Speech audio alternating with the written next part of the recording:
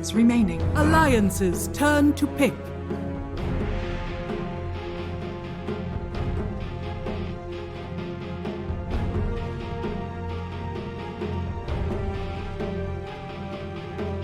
Radiant team pick. Radiant team pick. Alliance's turn to pick. Naga Siren. Disruptor.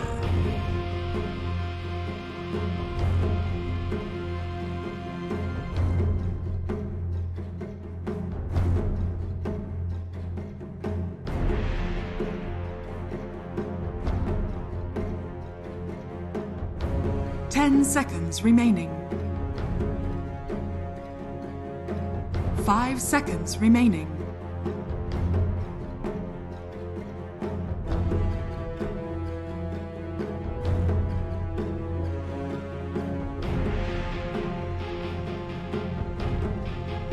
Alliance's turn to ban. Brewmaster.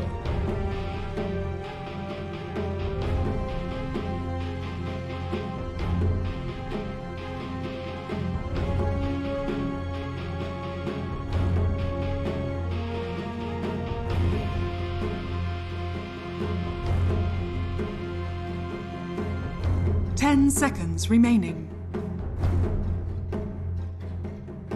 5 seconds remaining.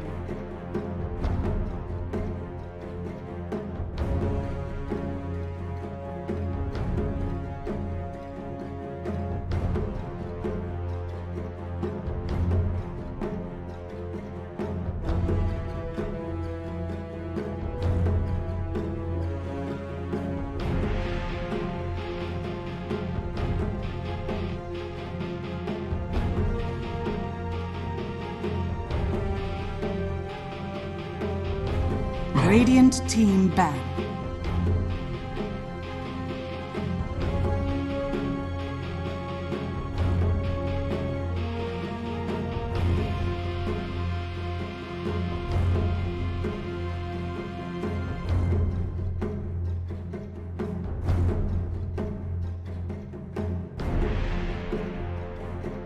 Ten seconds remaining.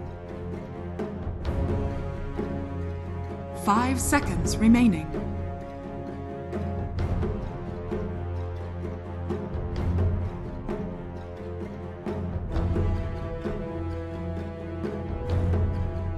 Alliance's turn to ban.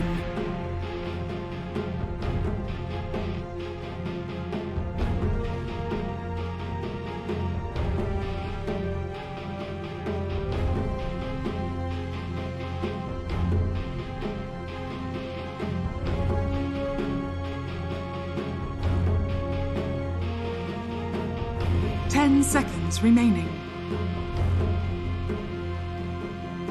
5 seconds remaining.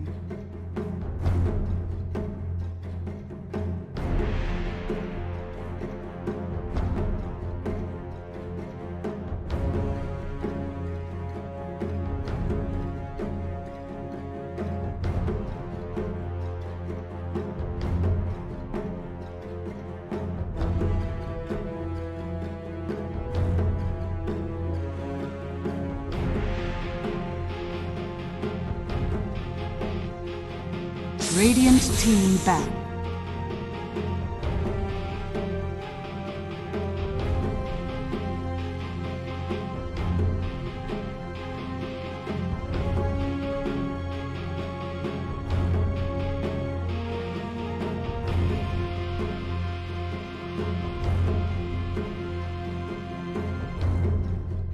Ten seconds remaining.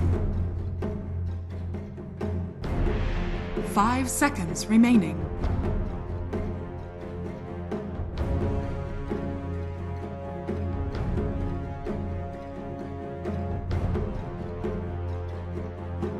Radiant team pick.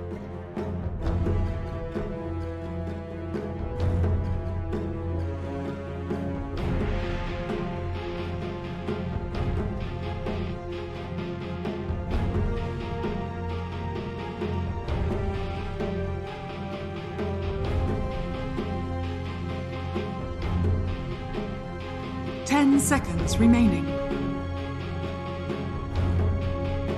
5 seconds remaining.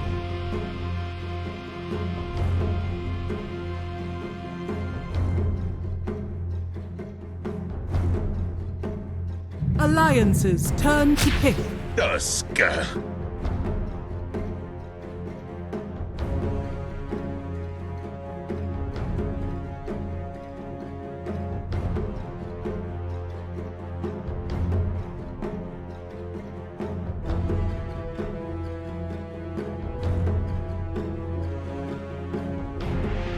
10 seconds remaining. 5 seconds remaining. Radiant team pick. Time.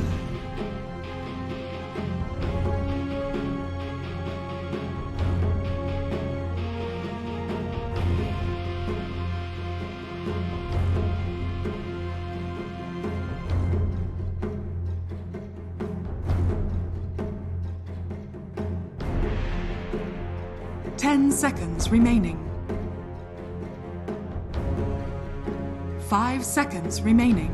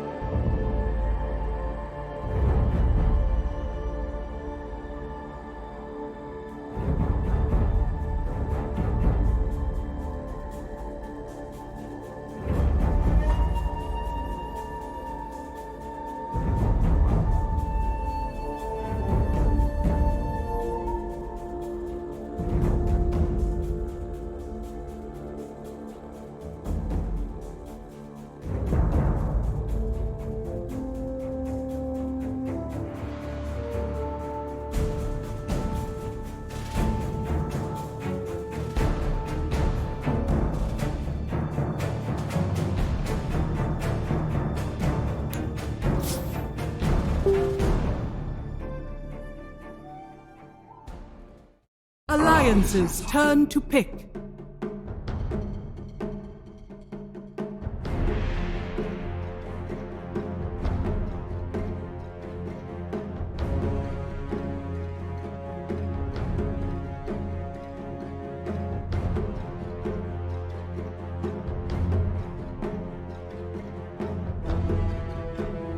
Seconds remaining. 5 seconds remaining.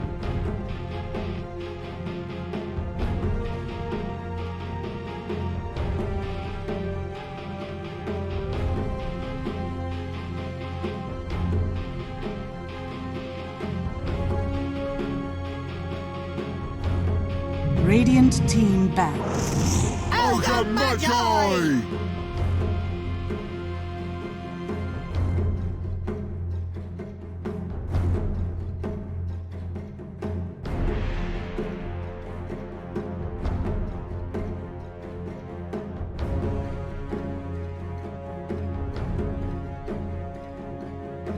10 seconds remaining. 5 seconds remaining.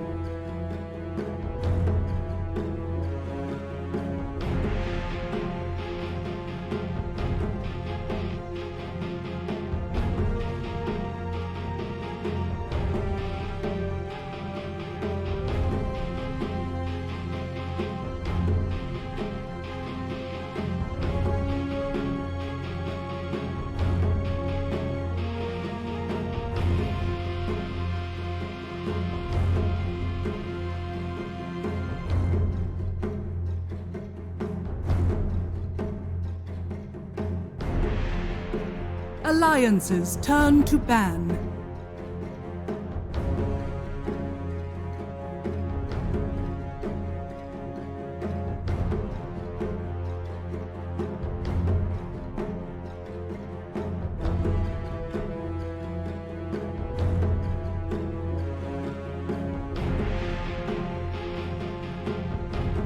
10 seconds remaining. 5 seconds remaining. Alliance's turn to pick.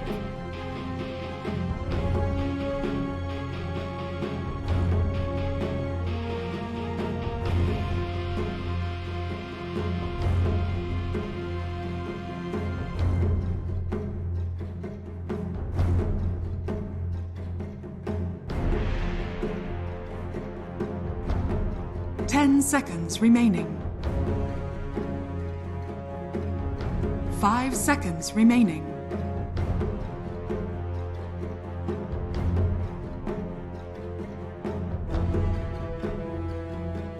Radiant team picked. Earth Shaker.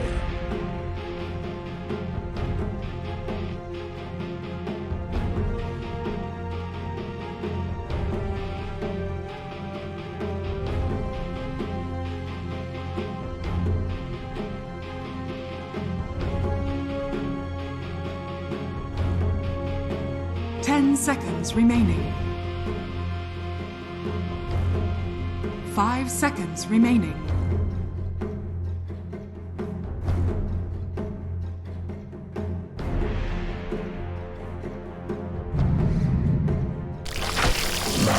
Choose your hero.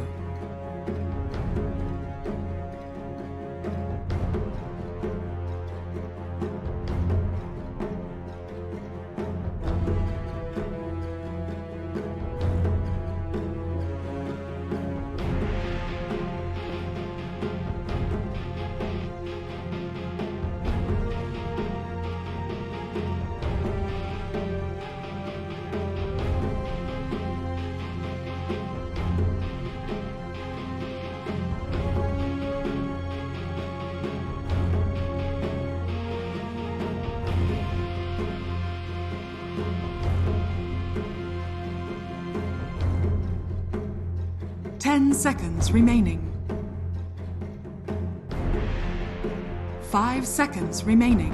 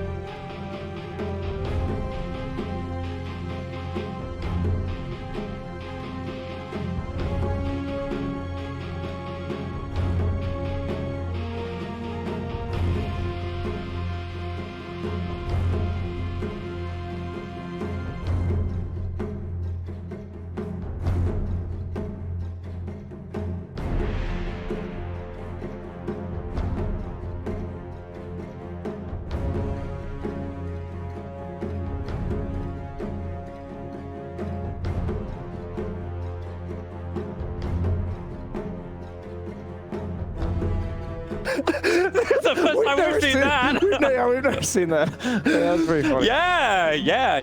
Right, Jediing up. You know what? I never want to underestimate Gambit. I actually love these guys. Love the way FNG likes to approach the game as well. Like when you had the CIS guy saying, like, let Viper through, we want to learn how to play against. At least that was the Virtus Pro approach for it. Gambit are winning the cosmetic game as well. I can tell you right now, disappointment galore. This is not the Christmas Tiny, and this is actually a raw ogre.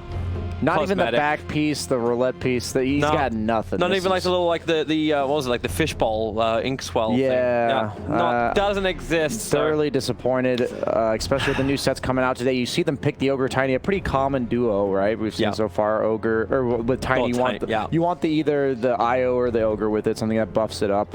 But most notably, when we're looking at these drafts, I don't even want to talk about the heroes. I want to talk about who's playing what. We have Nico Baby on the Viper. We have Limp on the Tiny.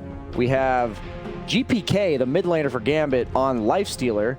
And we have, I think that's about it for surprises. But in terms of like, what are they doing? You know, I think they were trying to, they were trying to put Lifestealer mid against the Viper, maybe because you can rage off the poison attacks. Yeah, well, there's something Black was talking about, right? Like you put the Naga in there and you can mirror image off the the poison, that's probably not going to be as sustainable. Yeah, so I think that they might put the Naga, since they picked Nico Baby Viper, they might put the Naga Siren against the Viper. Like they might do like an aggro tri-lane with a Tusk and Disruptor, and then put like Puck safe lane. I don't know. It's going to be a wonky game because I just based on what players are playing, I have no idea what to expect from just the laning stage itself. Yeah, I'm actually looking forward to at least how the team fights go down. Like, yeah, you got your Viper, we know what we're going to get from that, but having both the ES as well as the Tiny, I think ES has been that icing on the cake when it comes to just nailing the initiation of the team fights, but Tiny's been this big lane rotator that's always changed the balance of the lanes too.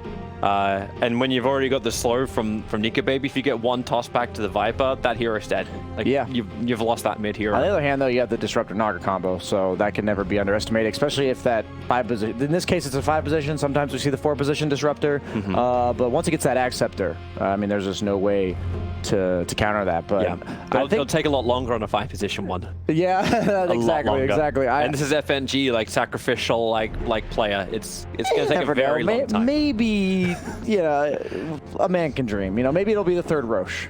Give him the 3rd Roche. Yeah, I think out of this whole competition, like we've seen almost no Roche. Like it's been such a low count of Roshan deaths. It is pretty surprising, right? Last patch we were seeing all kinds of refresher orbs, refresher shards. You're always getting like Aghanims upgrades, and now I don't think we've actually cast a single game where we've hit the 3rd Roshan. I can't think of one. Yeah, I can't. We hit 2 Roshans at one point because there was 1 cheese that dropped, but that was like 30 minutes into a game. Yeah, and then it ended 10 minutes later. I guess if the games aren't going much longer than 40 minutes, then how the hell are you ever going to get more than 3 Roshan or 3 or more Roshans? By the way, you got us up here for a while. Yeah. We're not exactly certain why. Everyone's loaded into their hero. Like, they picked their hero.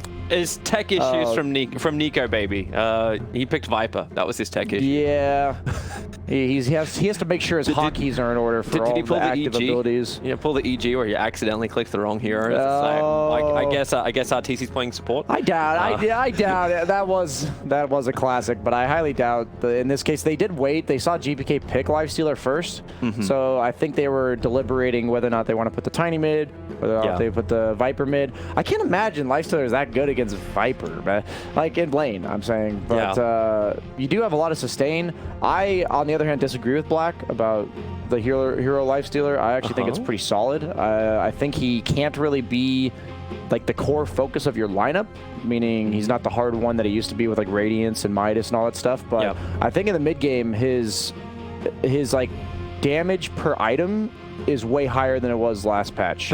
But can it be effective damage? Like, as I always hear, like this is the biggest problem of a Lifestealer, the ability to close range. Like Ursa seems to have been given some ways around that, but can this Lifestealer against like a Viper attack into the right target? Then you've got the issues of like snowball saves, fissure block-offs. Like, I'm wondering just how much of that damage he can actually inflict. Yeah, I mean, I think he'll probably just go like phase armlet into maybe like Deso or Basher. I just think that as long as you're not the focus, like they can't build items that are just meant to kite you or stun you, then your hero is good. In this case, they have the Naga Siren as the carry, with the Lifestealer being more of like this mid-game active hero. I had kind of theorized after watching Ice do it once, the Lifestealer off lane, because he's not actually a carry. He's more of like a mid-game active, open wounds max, like second, run around. It is a strong spell. How did he build that? He built it actually like a right clicker. I've seen it multiple ways where he built it the phase armlet Deso Basher, but I've also seen like the Vlad's drums where you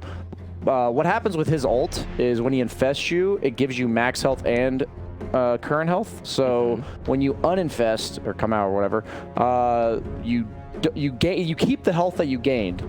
So like if I'm at half health and you give me 800 health, you gained me max health and the 800 health, but when you pop out, I'm left with that 800 health that you gave me. So it is a heal, what I'm saying, isn't it? So like if he's like a mid laner or an off laner, he can just heal his allies for about 800 health in the mid game, which That's useful. Yeah, I mean, it is useful.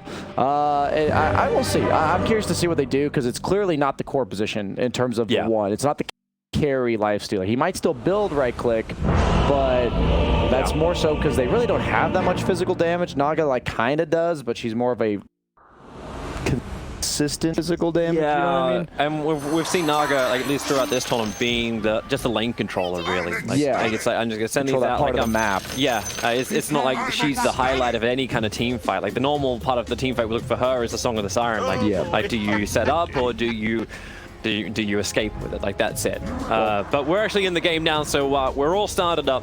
This is a best of 3, so if you've been watching for the first 2 days of the group stage, we're now into the playoffs. So this is your winners bracket semi-final between Gambit and Alliance. We're now in best of 3 territory, no longer a 2-game series. So their mid laner is now a side lane Lifestealer, and they are doing the Naga Siren against Tiny. So it looks like they were trying to get Naga against Tiny all along, and they're trying to get the Lifestealer against the Viper. Or maybe Lifestealer against Brew. I think that both of those are okay. Yep. See, actually, like, okay, well, is it with the safe lane Lifestealer, but it can also feel a little bit like you're running it like the old Horvorst way, like the 4-position Lifestealer. Like, this seems to be the hardest lane everyone keeps going up against. It's Brewmaster plus 1 lane.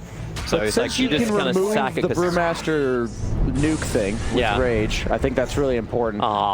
Is that that's a penguin. What, is that a taunt? No, it's the drops you get. Like, we've got snowballs, we've got everything else. And, I forgot about those. Oh, FNG's in trouble.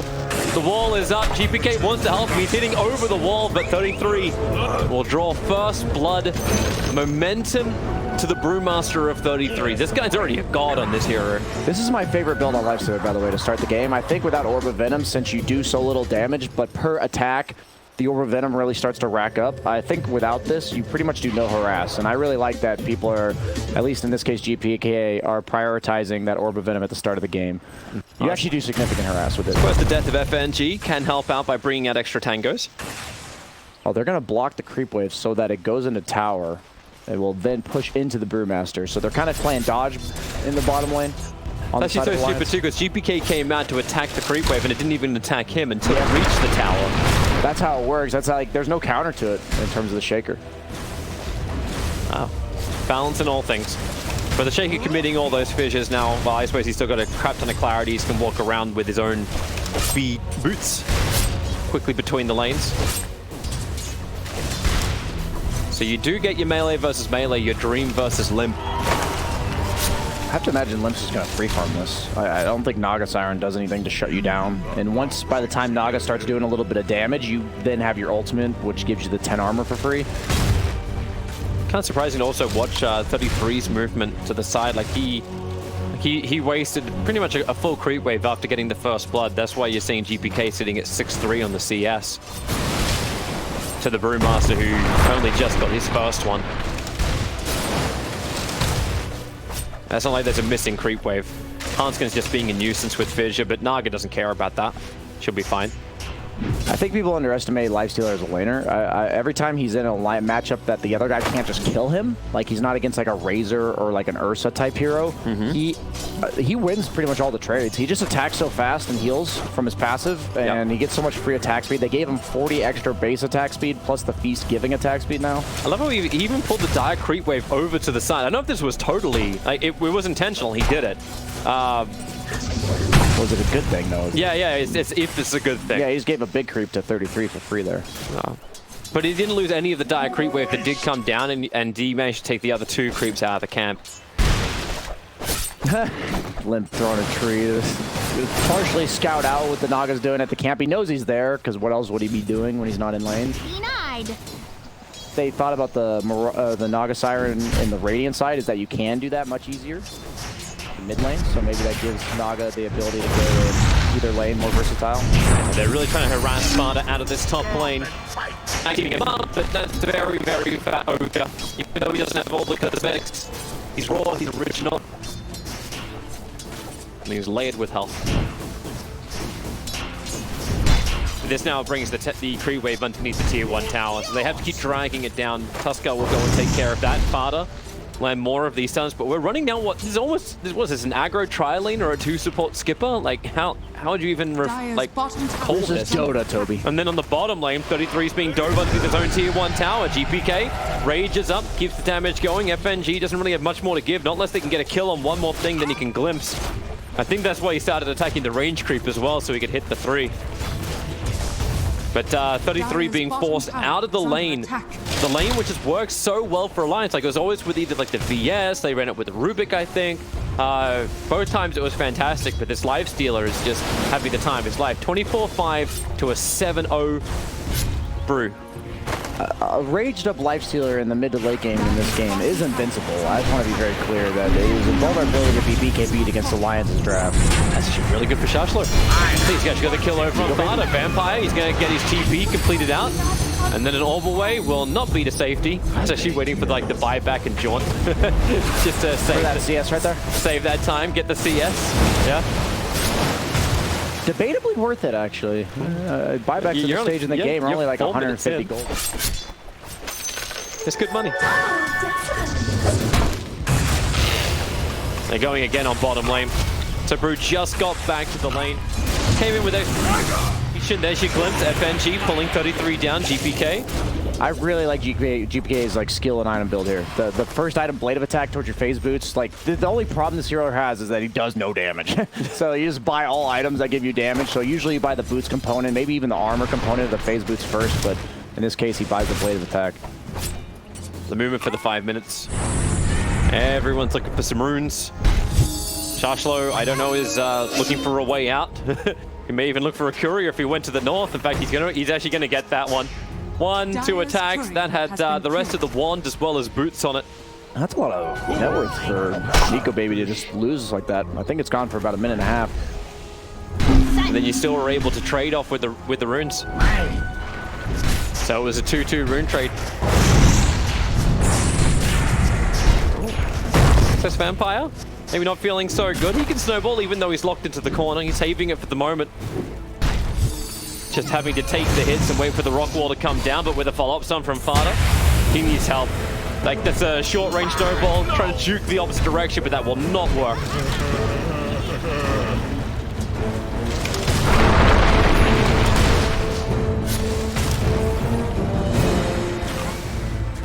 It seems like both offlaners having a bit of a rough time this game, but even more so for 33 on that Brewmaster. If this Lifestealer pick is good enough to shut down the momentum of the Brewmaster, I like the pick already, even if it doesn't work out at the end of the game. I just think 33's had so much impact for Alliance as a player, and oftentimes on this Brewmaster carries them in the mid-game. Dream's in a lot of trouble. The Fisher stun just held him long enough. Vampire trying to reach him to get the snowball save out. Could not do it. A lot of stuns on Alliance. Got a lot of damage too, and there's no like reposition, right? Like I think it's actually like a Tiny who doesn't go toss early. You don't even need that throwback. Just stand and deliver. Sometimes you see the mid-Tinies go for the classic nuker build with like 1 point in tree just for CSing, but I like that he's going for the cleave against the Naga Siren. 33, they're going once again. The wall is up, and GPK began this attack with the open wounds. Support TPing in the form of Ogre, as well as Hanskin walking it in from the side. GPK, he doesn't have rage anymore. FNG trying to create a little bit of space with a short-range glimpse, but it won't be far enough. But he'll be happy to dive as long as his Lifestealer can live. Courier! Oh, he could have sniped it on the He would have taken him 2 attacks. He did not have time for both attacks. Man can but nice to him being optimistic. How about the top courier? You could do that one. It's bringing the wand and boots back for Shashlo.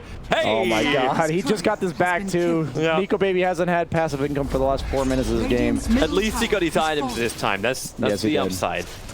They did de-ward bottom as well on the side of Alliance. That sentry on the high ground. Big fin. The tower. I mean, that's the ridiculous part of Tiny, right? Yeah, that's the ridiculous part. The maxed out tree allowing him to do this. They're going again on mid.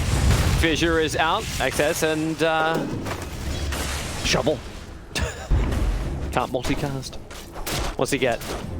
Did he go? Oh, honestly, it's not that bad on early game carries, just because you never run out of TP scrolls or salves.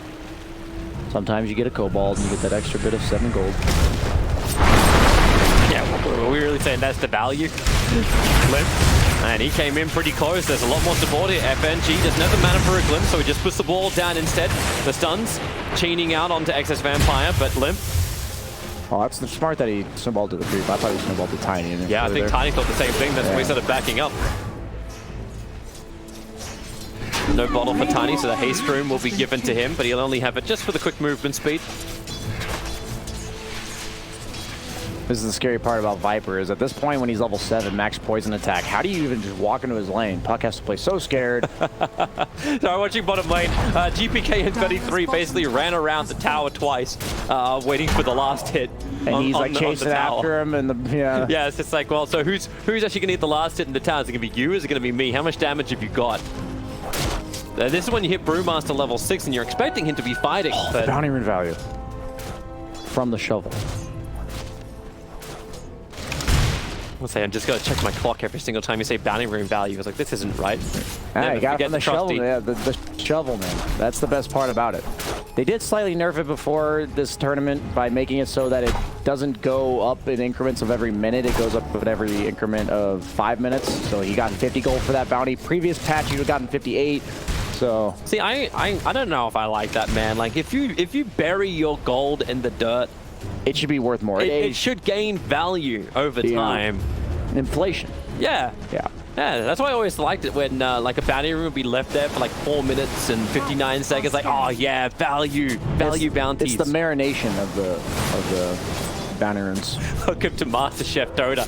Here you marinate your rune. You gotta make sure it's like nice and succulent.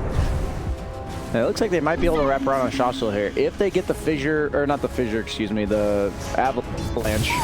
Difficult to get. Yeah. It's like phase shift level 1, he'll jaunt up. The creep wave's going to help give him vision on Nico Baby, but we're 10 seconds away from opening up the outpost as well as the runes. There is no support coming to Puck, but he can just TP as well. A good play by him. He was very aware that he was under threat there. So it's just going to be another 2-2 bounty rune trade-off. FNG will get the outpost on the bottom. Alliance have claimed the one up on the top. Oddly enough, I really do think Lifestealer can carry this game. Oh, they found him? Oh, they lost him. It's like, how often do you see a quote-unquote one-position Naga Siren like that is being played by your carry player that's not who I'm expecting to carry the game, right? Like, eventually he will have his impact. He will do all the things that a Naga Siren normally does, but he, like you said, he's more about the team fight this game. He's more about the song and the disruptor ult into the coil. And you have a lot of the damage. Oh, the double damage line. Run. Avalanche with the double damage. You can hit so hard. Yeah, just 274 damage at 1 minute in the game. See, Limp just playing this classic, right? Like, I come in with a tree and I take out buildings really, really quick. Like, this is the way I used to play it with, like, the IO. You relocate in, you just beat the crap out of a tower, and then you just walk away. That could be a Christmas tree, Toby. I'm sorry, we don't. Maybe Limp just doesn't believe in it. Yeah, maybe he doesn't believe in Santa. Yeah. Hey, I actually watched that. There was a really cool movie called Klaus. Okay. That was a really nice take on the Santa story, based in reality. I haven't seen it yet, so no spoilers. No spoilers. Wonderful animation. Very cool animation. Tip for all holiday goers out there looking to not have to watch Love Actually for the 10th time. Naga Siren took the movement speed talent rather than the mirror image damage. I don't know if I've ever seen that. Well, with Diffuser Blade build-up, so what? She's going to be your damage in the team, your frontline damager in the team? Right? Yeah. What's she thinking? She's doing less damage. I don't know. It's weird. Yeah. Very strange. Oh, they are wrapping on the disruptor. Yeah, but GPK, he's down here as well. Armlet ready to fight underneath the outpost. FNG gets the extra information, glimpsing Limp's back over, and in fact he goes straight to GPK. Limp just tosses away this life steal. He does not want it. Puck, Dream Calls available. Here comes your Taskar as well. The sharp block won't actually block anybody. Fighter just walks around it.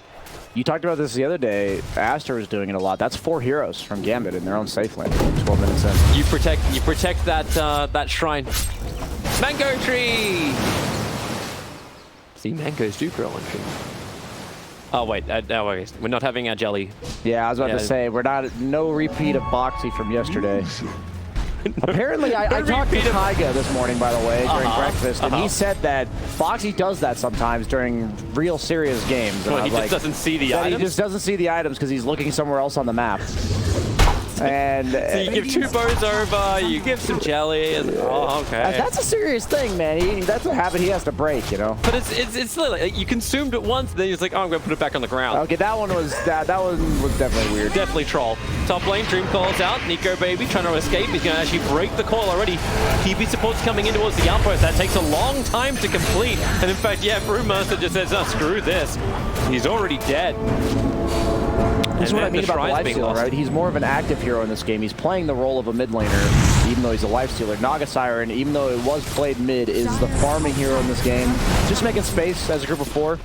I have to imagine Tusk plus lifestealer is a lot of damage, and they have the catch from the Puck that just after. They should be able to do a lot as 4 heroes this game. The Veil from Puck already, even though he had a rough start, his net worth and Bruise actually about even, surprisingly, even though both heroes have bottom lane, Courier has just been sitting there for 30 seconds. And 33 just walked in and killed it. Things you forget in the new game of Dota. Up on top lane, Fada, he's pretty fatty, and that's what GPK, they'll take a lot of life off him. The Echo, oh, Hanskin! Oh, I think he tried to stun up the Puck and get it. Ogre was able to walk out of the storm, so Fada's still able to survive through all of this, but definitely some things are not quite right. This is a 3-wheeled 4-car. GPK trying to now get his own run. Dream Coil is out. Infest, charge slow, even phase shifts the Fissure stun, so he's able to jaunt away to safety. GPK with the Infest, he's actually totally fine with the attack the Viper throws out. Bottom tower is under attack. They smoked as well, looks like, on the side of Alliance, unless that's a visual bug at the top. No, it was. It's a visual bug. Okay, I was confused for a second there. Never mind. Oh, this is, yeah, we get Gambit will now smoke up. Disruptor as well as GPK together. Oh, it's on the wrong team, because like the first 2 heroes on Gambit are smoked, but it's showing it at the top as the first 2 heroes on Alliance. You see that? It's like reversed. Step it up, Bernard. Okay. No disruptor opens yet. Only the Open wins are out. Viper, well, he ain't going anywhere, but at the same time, GPK getting Viper strike. The Shard's actually blocking Nico Baby out. The Glimpse throws Glimpse back again, but the Avalanche will still continue. Hanskin's Fissure Wall forcing GPK to run around, and the Snowball is buying time. 2 seconds, 1 second until the range. That one creep that was pulled down by FNG gave GPK the distance to get back to the tier 1 tower. Tusker, however, will not be able to survive this. FNG will grab the rune and then just try and get his life by TPing. Nope, he's going to trust his shovel and he gets a Cobalt. That's not the rune he was searching for. But he'll TP away to safety. He was dead. That's pretty funny that he was able to snowball that one creep. Actually, here's a question. If you dig up a Cobalt, how long does this guy live? I actually don't know. He's sitting next to Roshan right now. And he's like, can you live he's there forever? Yeah, I imagine he is eternal, Toby. The Cobalt has an APM of 103 as well. That guy is the most active AFK Cobalt I've ever seen. He's just gonna stay there until someone walks past and kills him. Imagine just sitting there waiting for someone to kill you, Toby. That's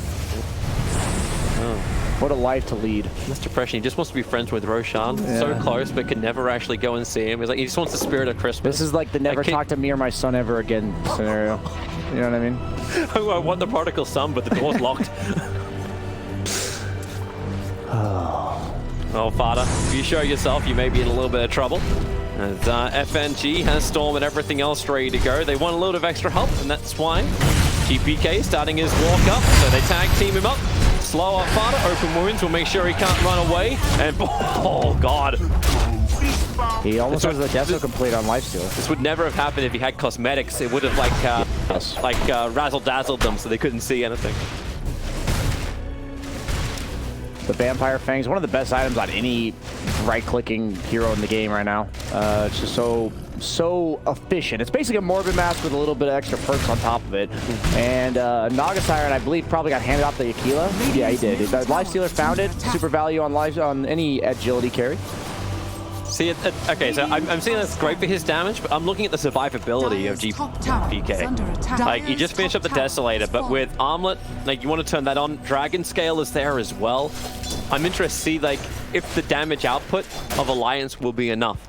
That's been one of the things we discussed a lot during our game. It's like, well, the damage looks good, but is it actually enough? Yeah, Lifestealer is even more so this way than he's ever been, where if he's raged, he's unkillable this game. If he's not raged, he dies pretty easily, so they just got to be careful. The thing is, they do have the Snowball, they do have a lot of reliable, immobile infest targets, you know, the Puck, the Tusk, so he should be able to maneuver based on spell usage in these fights, but once his spells are down, they can't just pop him, so he's got to be careful. That does not seem like a great trade-off here for Gambit.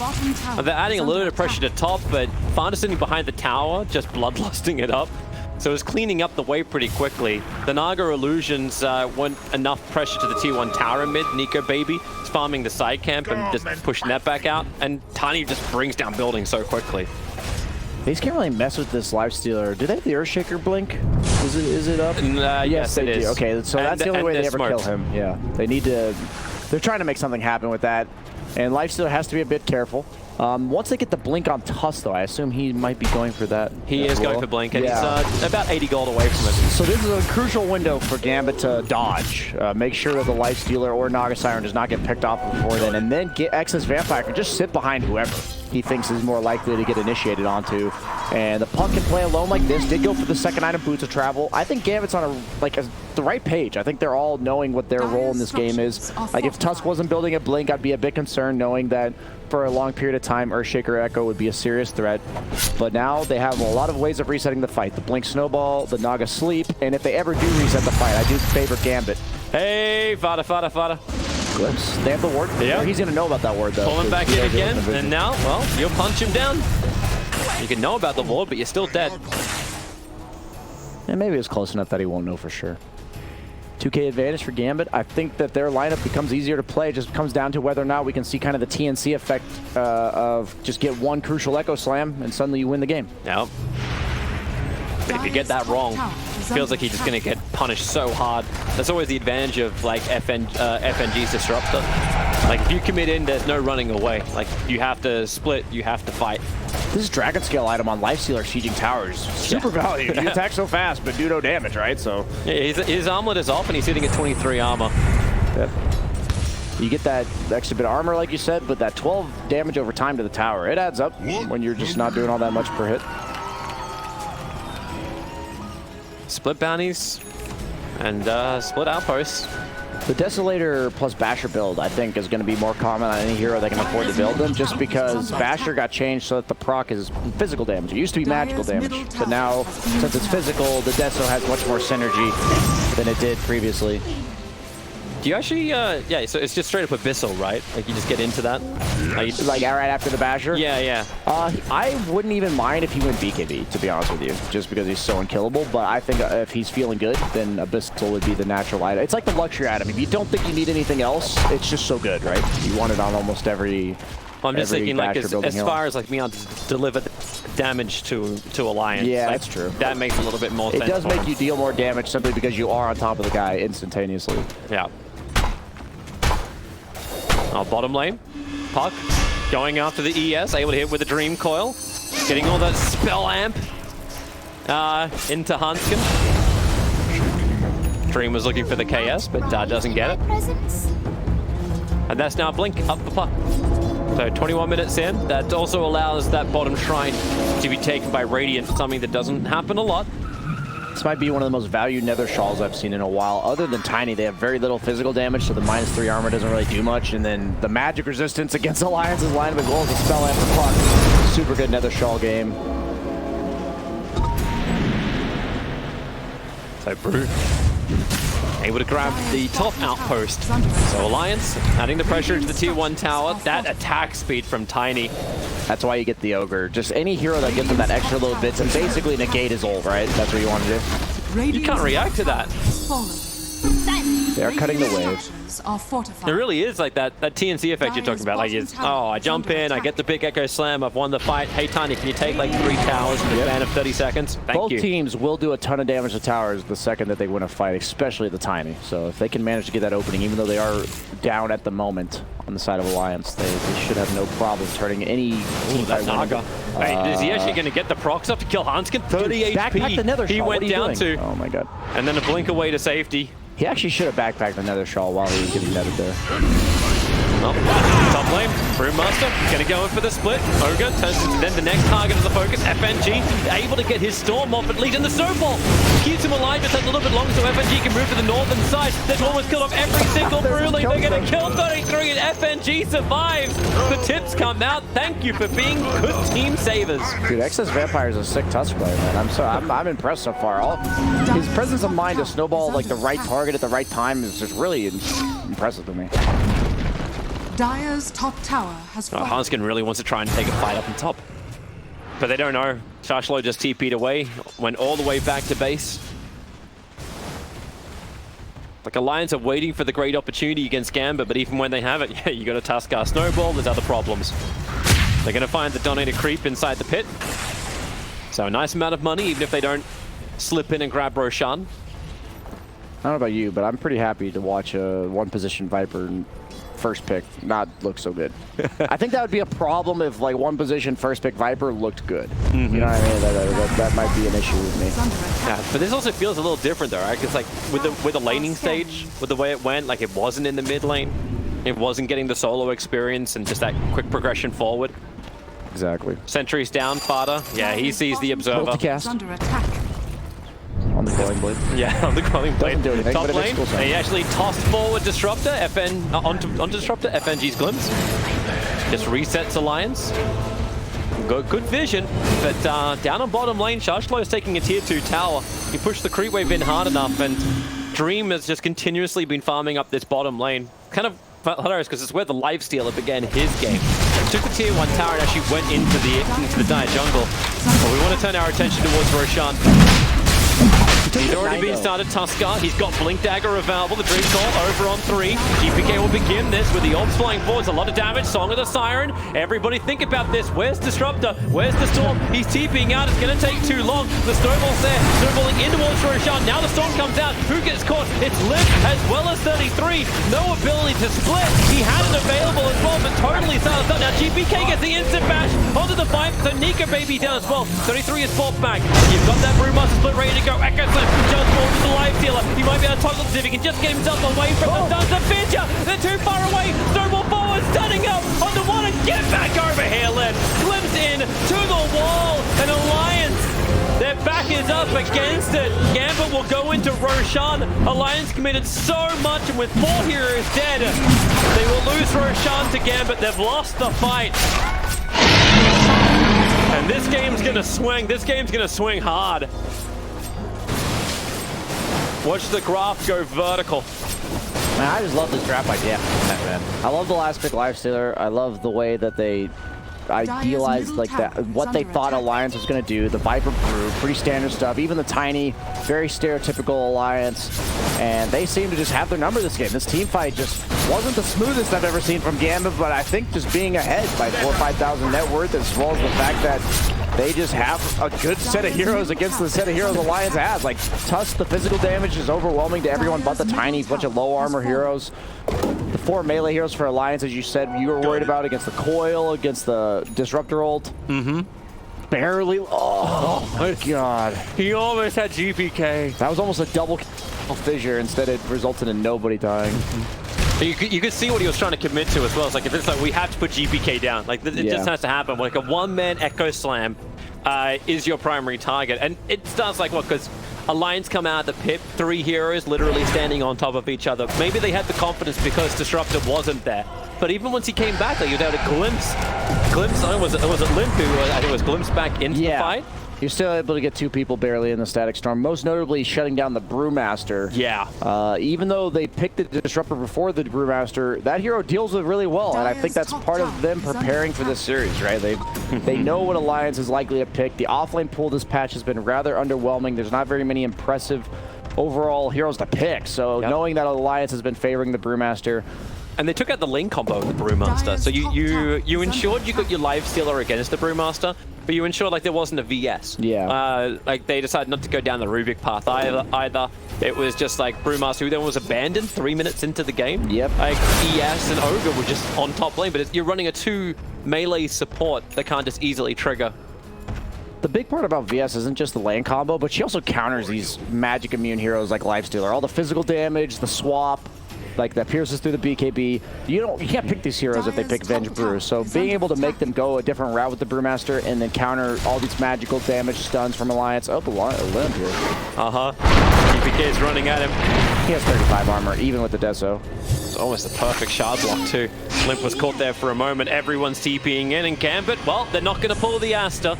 Okay. They are walking away from that outpost. Honestly, it's probably good for them. They just forced the entirety of Alliance bottom.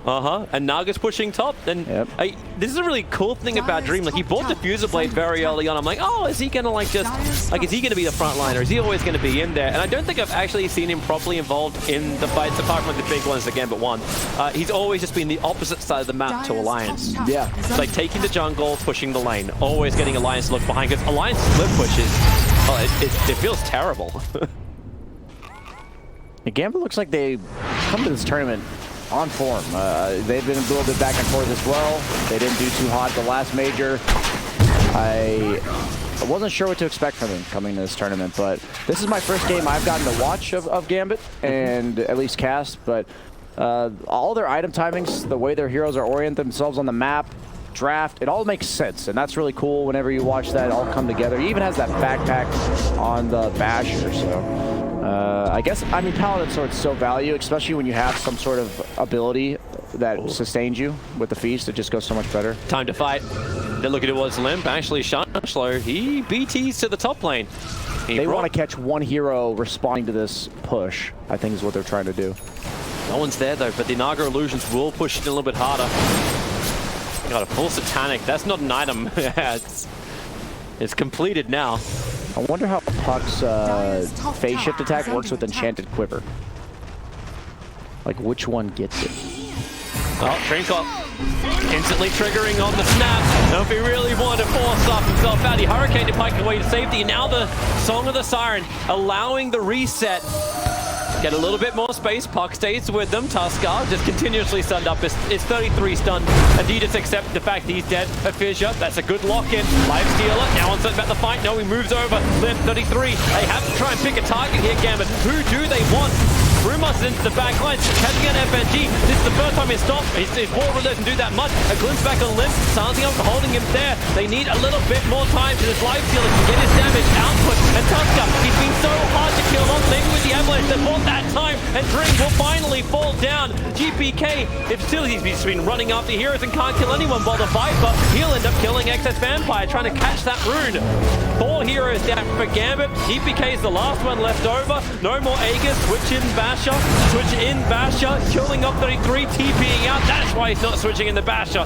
Just gets away to safety. I'm not gonna lie, I think GPK kind of threw that fight for Gambit. He kills everyone but the Tiny. Like, his kid is so good at killing everyone but the Tiny, and he has spent the entire fight hitting the Tiny. And the Tiny just has, how much armor? 47? Yeah. Stop hitting the Tiny, GPK.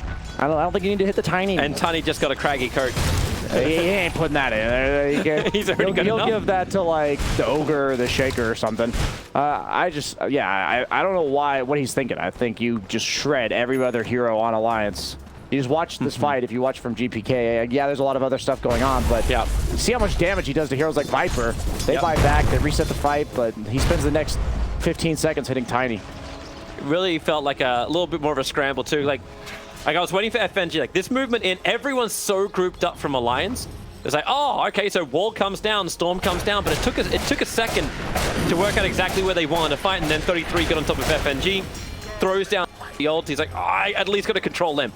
Stop hitting Tiny, GPK. Oh, wait, sorry, it's a replay of the same fight. My bad, man. I actually think Limp tried to dodge the glimpse too with the Manta style. He slightly missed that timing. He's just gonna like 5-shot the Viper. He's gonna 5-shot the supports. I just hit those guys. You guys can deal with the Tiny later. Tiny does do damage, but they do have a lot of kiting, a lot of maneuverability on the rest of his team. So it really is on him to dish out the damage. The Naga Siren is more of like utility as well as just sustained damage. Does the Naga Siren utility still feel that good when you have a Satanic on him? Well, what I'm saying is, like, at the end of the day, that hero just doesn't do that much damage with all the AoE crap that Alliance has on the ground. Oh, they caught Nico out once again. And once again, he's going to snap the Dream Call with the Hurricane Pike. Fidget tries to create a little bit more space, but that is a dieback dead for 110 seconds and a bigger catch. Tuskar blinked forward. They caught out Hanskin. No Echo Slam. No fear of going high ground now against Alliance. Up you go. Yeah, despite losing that last fight, I'm pretty sure they're aware of what happened and just focused the other heroes. And now that Viper has no buyback, they did the last glimpse. They're going to catch 33. He was thinking about the split once again. Excess Vampire staying on top of him. is under attack. I like how they keep forcing Alliance back to bottom, whether or not it's by forcing TBs or just by glimpsing them, and then immediately pressuring top. I really like the way that Gambit's kind of separating their team fight. And that moment you have to use a repair kit on a melee Rax and not a tower. Song of the Sirens out. I'm seeing a big grouping. Brewmaster and Varda together. Silence forever. To death do they part. And Tiny bashed up straight after. You can buy back on one ES now. It's back alive. But I think it's already too late. 3 heroes without buyback. I think you lose Rax and you lose Courier. Like, this feels like a GG. Yep. In fact, that's exactly what's called. GG out. Gambit. The laning phase worked. There was one hiccup, which is the fight around the bottom jungle of Alliance. And after then, everything else just...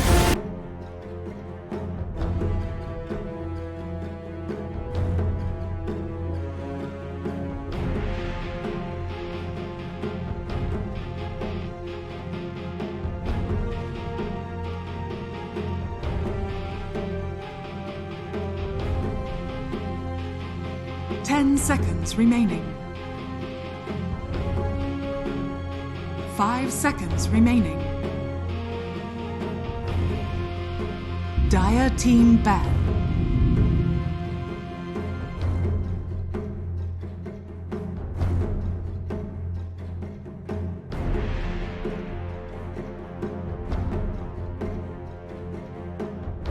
Alliances turn to ban.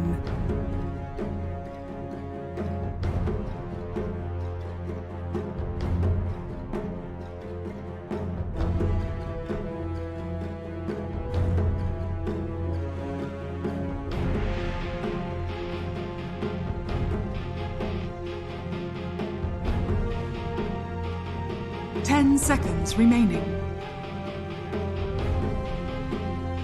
5 seconds remaining.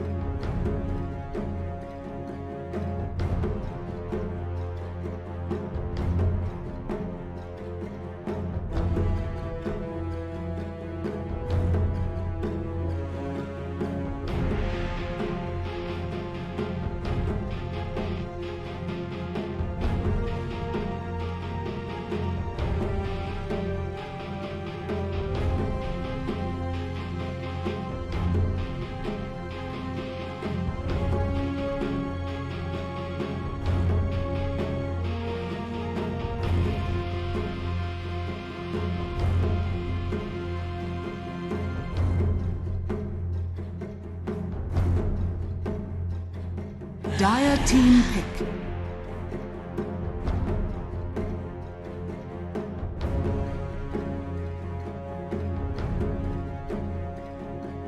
Alliances turn to pick.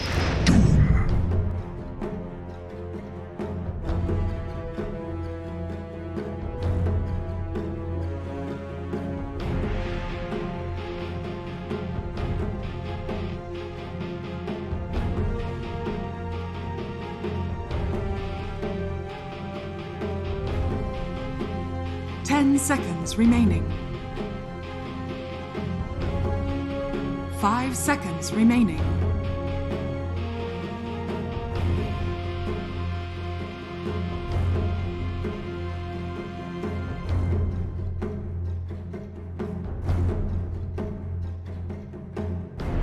Alliances turn to pick. Ogre Magi!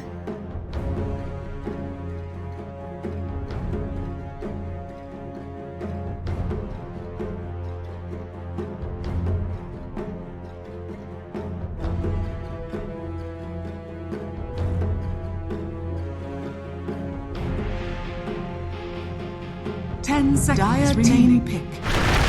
Tiny.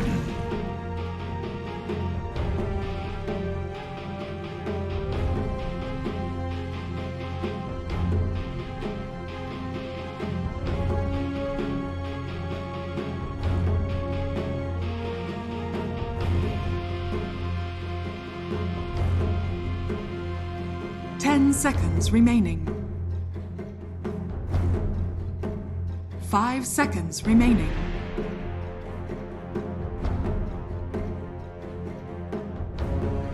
Dire team ban. Puck!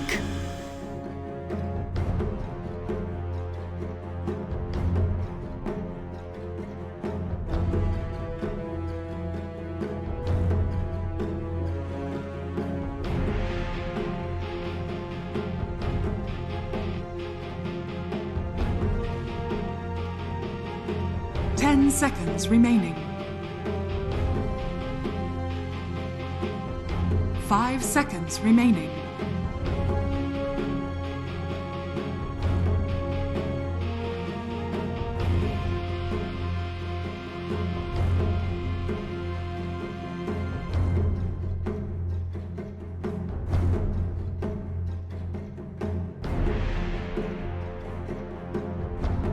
Alliances turn to ban.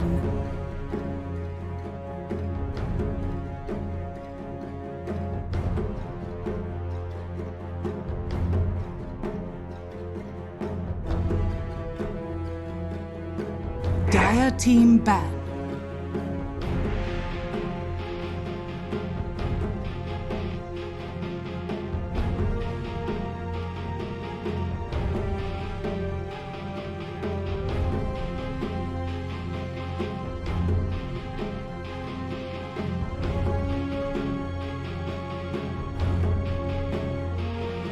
Seconds remaining.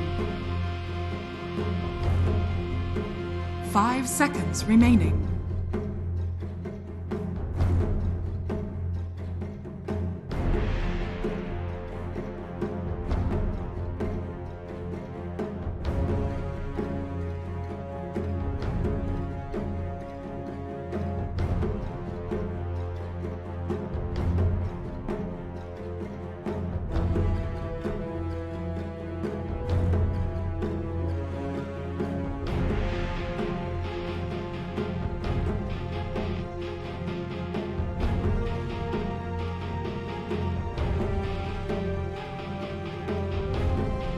Alliances turn to ban.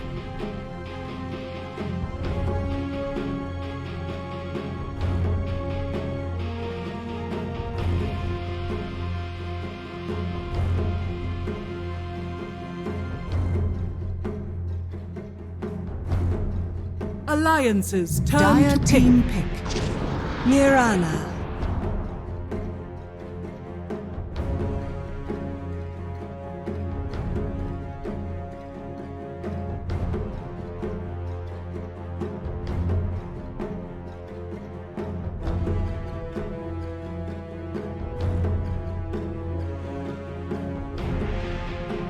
Seconds remaining.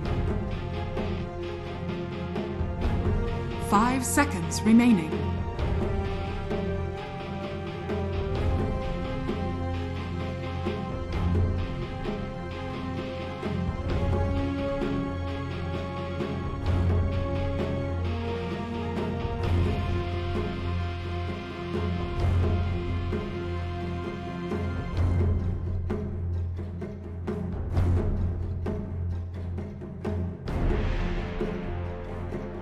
Alliances turn to pick.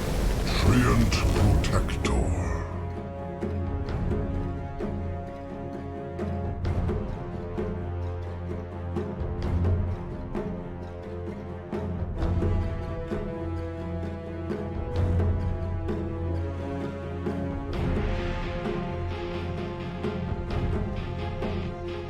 Seconds remaining. 5 seconds remaining.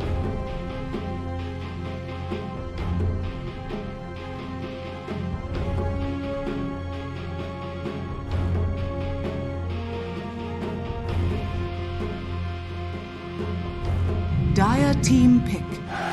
Legion Commander.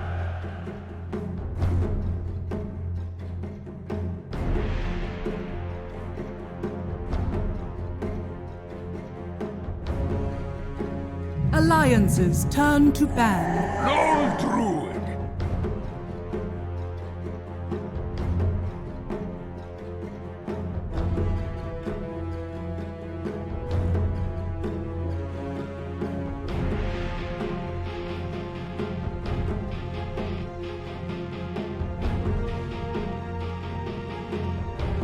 10 seconds remaining. 5 seconds remaining.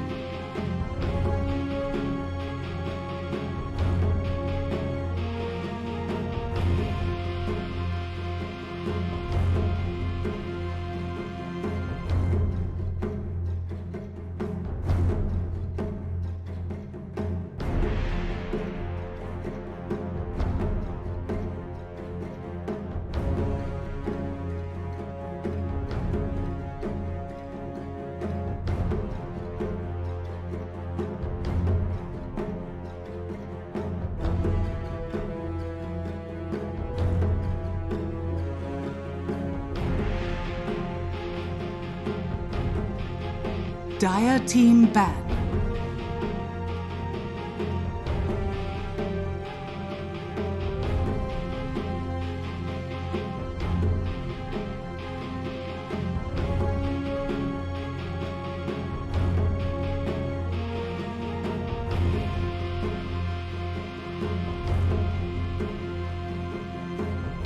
Ten seconds remaining. 5 seconds remaining.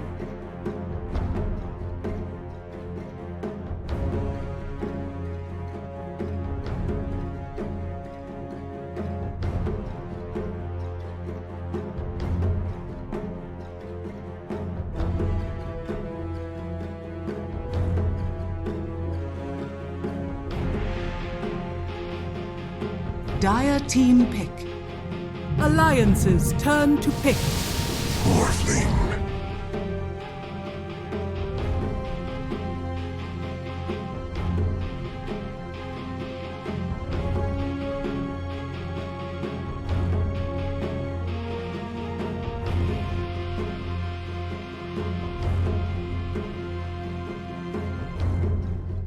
Ten seconds remaining.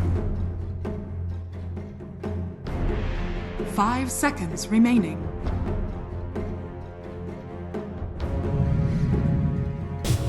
Anti-mage. You may now select your heroes.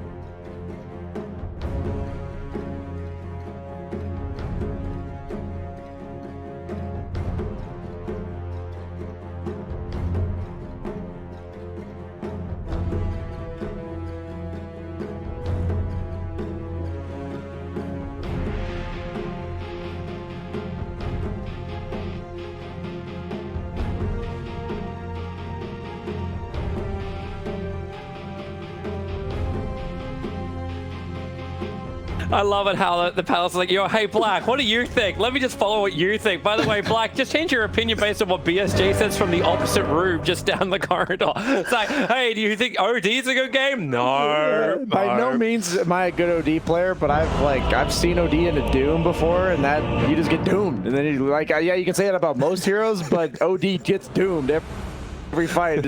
Like, the whole point of OD is he's supposed to not be silenced and hitting people. But yeah, so I'm going to go off what the couch said, and I'm honestly heavily favoring the Gambit lineup. The concern I have when I'm thinking about Anti-Mage is, will he be having enough time to get to the power spike of like Manta, Basher, you know, after he gets that Battle Fury? And is that going to be enough? Like, that, if you get that time as a Morphling, then going to be at his power point? I think Anti-Mage eventually does become the strongest hero, and the Doom matchup's not nearly as good as it used to be because you can just reflect it pretty reliably based on the cast animation of Doom. But the problem is what is the D push from Alliance here? Like, how do you stop them from pushing buildings other than killing overwhelming them. odds and avalanches. Other than killing clearance. And they have very tanky heroes. Lone Druid becomes tanky. Doom becomes tanky. Tree makes everyone else tanky. Morphling. I mean, they don't really have any instant disable for this Morphling, so if he's on point with his reaction time. The Penguin. Hey, gives it ×2. Get back down there, GPK. You've got things to do. Not lanes to block. Okay, he's turning again. I have not gotten the chance to see these Penguins in action other than today, so this is pretty entertaining. It's nice to have the high fives back. Yeah. Like, so they are back? Yeah, the high fives are back. Go, you little penguin. Does it turn on the tower? Okay. It doesn't. It just keeps going. Oh, and then he dies miserably into the ground. Pulls the ostrich approach. I'm guessing that is the sound of a penguin, but it sounds like a very distressed crow. Yeah. In my ear. I mean, they had to find the sound of a penguin agonizingly dive into the ground. That was what they had to simulate there. Hey, you know, like it was this thing of Valve, right? They did a documentary where they talked about when they made the Portal sound effects.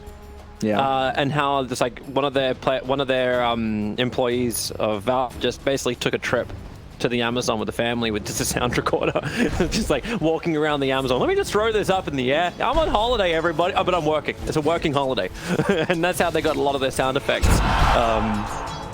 For Portal, it's just like someone went to the Antarctic recently, just to get a penguin sound for them. Yeah, you gotta do what you gotta do. Oh, Father wants to play with the bear, but the bear won't give him a high five. Anyway, we should probably think about the serious points of this game.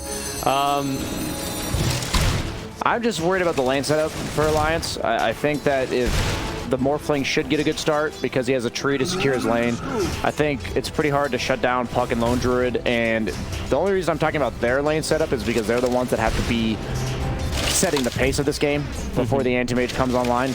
And it just concerns me. I feel like Anti-Mage could have an absolute free farm game, and it might not even be enough. Like, he might still be too slow. Like, even if he gets that 20-minute Manta Battle Fury, I think the game might even just be out of their hands at that point. But if they're able to like hold off 1 or 2 pushes from Gambit, then suddenly if that opens up the map enough, Anti-Mage, I think Nico Baby, out of all the players in the current scene, can be one of the most reliable to carry the game for you. Doing a good job here. They're actually going to... Arrow's going to be dodged. Onskin won't be able to connect on that one. Yeah. I'm keeping my side eye. You're right. Like, think about how the laning is going to work. Like, okay, Anti-Mage gets good free farm, but like, what's the presence of 33 in this game too? Like, he's being harassed out by FNG so much. He's pulling waves. Now, this is a good combination. Stun into Arrow, into Burn, to First Blood down on bottom lane. Yeah, I mean, this is a tri-lane, so they are expected to open up the game for Anti-Mage, but in the meantime, you're seeing, like, this is the price you're paying right here, is what 33 has to do. Morphling top of the CS, going to get solo levels on top of it. He's also farming a big camp, so he's, like, pushing all the efficiency he can get out of this lane. That's the second time he's done that, too. He had a big Sata camp before. Yeah, I mean, that's just... that amount of acceleration for a pace-based lineup, and I think as long as Lone Druid's getting his levels and not feeding, that hero will do its job in the game. He'll naturally get the farm just because of the way Lone Druid's kit works. Limp has a lot of weight on his shoulders to get some crucial kills that slow down Alliance, or slow down Gambit this game. I thought you were making a Tree pun considering how small he is and the weight on his shoulder of Tree. Oh, I see. See, my jokes are bad, but they're not that bad, Toby. Nah. Yeah. Well, they were on day one. Okay, I set myself up for that one. Yeah. Yeah, there's fantastic CS so far for Limp against GPK. Like, GPK, he's having a hard enough time finding his own CS. There's your bear route. Try to go to work over on Fada. This is just... it's like, are we going to battle around here? Are we battling for anything in particular? For shrines? For bounties? No, they're a little bit off. And in fact, they're also deleted. Vampire, however, this could be a good kill if Fada can keep the movement speed up. And through the trees, Vampire jukes down. Living Arm is giving some good regeneration. But Fada gets the stuns now. 1 stun, 2 stun, and no follow. Yeah, those boulders don't do nearly as much damage as they used to. They did a lot of rebalancing to the neutral creeps this patch, so certain ones are like way better, and certain ones are way worse. The golems used to do 120 per rock thing, and now they only do 75. Almost half damage there. It's actually really impressive how much 33's got out of this lane without dying. Yeah, Legion's just so fast, and he went the boots win lace, so with the overwhelming odds, he's 469. Haste! Well, they're trying to get this bear on bottom lane. Charge low. really nicely. He didn't actually see that. There's no observer ward that reveals it. They still end up losing it. Plus 300, Toby. That's worth more than a hero at this point in the game. Not only is it 300 gold, but it's also 300 XP, which is not nearly... You don't get nearly that much for killing a hero this early on. So feeding that bear, pretty big deal. This was the one concern I had for Gambit. I thought their lanes would be perfectly fine, but as of now, Puck is getting handled in the mid lane. That is 30-16. So you got Puck getting handled. You've got Lone Druid, who's only got 5 CS and only just hit level 3. Yeah. And Morphling is going very well. This is a resummoned bear. They cannot lose this second bear. But they're going to. That's now down for 1.5 minutes. It's just the Lone Druid left over. And Vampire, he had a fantastic game on the Tuskar before, but Alliance are forcing the issue. Nico Baby blinking forward, knows he can get this kill. Okay, so I was worried about like that 20-minute Manta Battle Fury timing, but now that he's just gotten 600 gold from a bear. Oh god, FNG. Oh, that damage output. I am suddenly very concerned for Gambit. I should have known, based on the panel's predictions last game, that this was going to be how this game went, but I was not aware, Toby. I was actually in agreement with them this time around. And that anti-mage, yeah, he's only 38 and 20 compared to the 47 of Morphling, but there's 2 bears in there with 600 gold and a kill. He's sitting at 2 kills. 3.9k net worth to the 3.1k, yeah, of anti-mage. Sorry, 4k anti-mage and, yeah, 3.1, 3.2k. He's looking at like 700 GPM right now. At 6 minutes into the game. And they're going to get more. Doombringer drops. Good. He's not worth that much, however. He's worth 134. There's some diminishing returns. And he missed 1 creep to get it, so that's an extra 100 gold going to Nico, baby. Value. You know, some. More importantly, I love how that's the way you focus on it. It's like, no, yeah, he got a kill, he got 134. Yeah, but he missed a creep. So like, you got to take in the balance here. Yeah, it's all comes full circle. Got to make sure you factor in all the efficiencies. And the most notably though, the more times he kills them, the less likely it is for them to actually be able to return to the lane and contest him. So now he's just going to keep free farming because of these kills. Yeah, Morphling's getting his free farm, but Anti-Mage eventually becomes the most powerful hero in this game, and if he gets to that critical mass. Trimcall over on him. They're trying to actually make him break out of the leash. He's sitting right on the max range, and the leash snap does actually kill him off. It's kind of funny, like he kind of knew where they were because this observer ward that was planted down by Alliance, it's really deep inside the jungle area, so it was watching both the Doom as well as the Lone Druid farm. And Gambit thought they may have found it because they threw down their own sentry and put their own observer ward on the hillside, so they feel like they're comfortable on Division 2. Is this a thing for 5-position tree? I haven't watched any of the 5-position tree games closely to go this 0-1-2 skill build. Yeah, he's like healing up these other lanes, but don't you just become... I thought you started with Nature's Clasp to begin with. I thought I just think that Nature's Grasp is so good. It's such a value point for how much damage it is for a spell. I don't 60 mana also. It's very strange to me. Kind of feels like he just becomes a creep at that point that heals his teammates. I'm not sure. I'm not sure how I'm feeling about this. They are only down by 1k. They have closed up the gap a little bit, but this anti-mage, man, 2,600 gold towards his Battle Fury. Less than 8 minutes into this game. He's just going to walk up and buy the Demon Edge as his first item. Like, he's not even being harassed in the lane. So, no need for the Ring of Health. That's like a 50% damage boost for him. He only hits for 90. And they're going for the bear again. This time, it won't be able to connect. The arrow connects with the range creep instead. And Shasha does have a resummon at 18 seconds. We don't want to feed another bear off. So how about the Morphling? Like, we've been talking a lot about how Animate's getting out of control, Tiny's having a fantastic lane as well. How's the Morphling timing look? Going for Lincoln Sphere to begin with, when does Dream start being a factor on this map? I think the fact that the mid lane went so rough for them, he's kind of needs like a +1 to be effective. Lone Druid's not going to be that +1. I don't think the Puck can really help him all that much. I think they're going to have to make some plays around him. I think he's going to have to participate in this game earlier than ideal. Usually you want to wait to that Lincoln's, maybe even like the E-Blade afterwards, but since he's against Anti-Mage, I don't think he's going to go E-Blade this game, or I kind of hope he doesn't go E-Blade this game. I honestly am not sure, Toby. I'm not sure that exact moment when he feels comfortable Radiant's top tower being the most powerful hero on the map as the Morphling. I think this Anti-Mage timing honestly might just be too fast before usually you want to wait till about the Lincolns, right? And then you have that maybe 3 to 5 minute window that you're really punishing the fact that Anti-Mage is still not participating in the game. I don't know if he's going to get that window. That's my concern. So we'll keep an eye out for him getting that first big item in the Lincoln Sphere and maybe looking to make something happen before that Anti-Mage comes online. That Limp is just raking in the gold with these 3 big ones left over to kill. Yep, that's the mid-tiny for you. The broom handle value, by the way. Probably one of the best heroes in the game to get the broom handle. Extra attack range, damage, armor. Give the arcane ring as well over to 33. There you go. Make that lane even better for him. Yep. And 33's got the same net worth as, well, almost the same net worth as the Lone Druid. This is about the richest I think I've ever seen an Anti-Mage. It might be the richest possible because this Anti-Mage has also been fed to Lone Druid bears, so that's something you usually can't get that amount of net worth this early on in the game from just kills. Contesting for the bottom. GPK is moving down. He's got a haste rune on the puck. It's 5 seconds until you have the outpost come up, and Anti-Mage locked in, controlled with the silence. The rune control is coming enough. Anti-Mage goes down. That's a huge kill to take. Turn their attention over towards Sparta, but the Avalanche Limp is in the battle now. And FNG gets mopped up, but you still killed the Anti-Mage. That's not just like how many creeps is this being missed? Yeah, exactly. That's how that probably delays Nico Baby's timings by about a minute or 2, depending on how he's able to fare coming out of this like respawn. Like, where does he TP? What lane does he go? Does he return to bottom? Limp did TP there, so he's gonna have to walk back to mid. Yeah, okay, so they are TPing the Anti-Mage back to bottom. Doom is online. He also has a broom handle with some phase boots. He's pretty well off as well. Yeah. Okay. The broom handle's a lot of net worth effectively for a hero that has 1 armor. Now he has the extra 3. The difference in net worth is now only like 500 between the Anti-Mage and the Morphling. Now they're both back up and farming.